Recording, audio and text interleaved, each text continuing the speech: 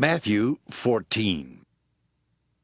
About this time, Herod the ruler heard the news about Jesus and told his officials, "This is John the Baptist. He has come back from death, and that's why he has the power to work these miracles." Herod had earlier arrested John and had him chained and put in prison. He did this because John had told him, "It isn't right for you to take Herodias, the wife of your brother Philip." Herod wanted to kill John, but the people thought John was a prophet, and Herod was afraid of what they might do. When Herod's birthday came, the daughter of Herodias danced for the guests. She pleased Herod so much that he swore to give her whatever she wanted.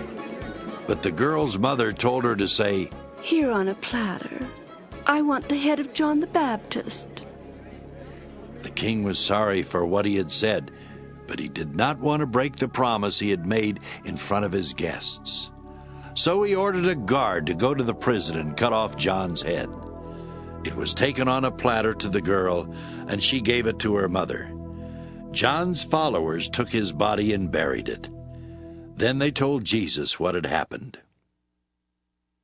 After Jesus heard about John, he crossed Lake Galilee to go to some place where he could be alone. But the crowds found out and followed him on foot from the towns. When Jesus got out of the boat, he saw the large crowd. He felt sorry for them and healed everyone who was sick. That evening, the disciples came to Jesus and said, "This place is like a desert, and it is already late.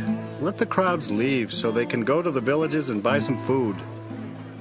Jesus replied, "They don't have to leave. Why don't you give them something to eat?" But they said, "We have only 5 small loaves of bread and 2 fish." Jesus asked his disciples to bring the food to him, and he told the crowd to sit down on the grass. Jesus took the 5 loaves and the 2 fish. He looked up toward heaven and blessed the food. Then he broke the bread and handed it to his disciples, and they gave it to the people. After everyone had eaten all they wanted, Jesus' disciples picked up 12 large baskets of leftovers. There were about 5,000 men who ate, not counting the women and children. Right away, Jesus made his disciples get into a boat and start back across the lake. But he stayed until he had sent the crowds away. Then he went up on a mountain where he could be alone and pray. Later that evening, he was still there. By this time, the boat was a long way from the shore. It was going against the wind and was being tossed around by the waves. A little while before morning, Jesus came walking on the water toward his disciples. When they saw him, they thought he was a ghost. They were terrified and started screaming. At once Jesus said to them, "Don't worry, I am Jesus. Don't be afraid." Peter replied, "Lord, if it is really you, tell me to come to you on the water." "Come on," Jesus said. Peter then got out of the boat and started walking on the water toward him.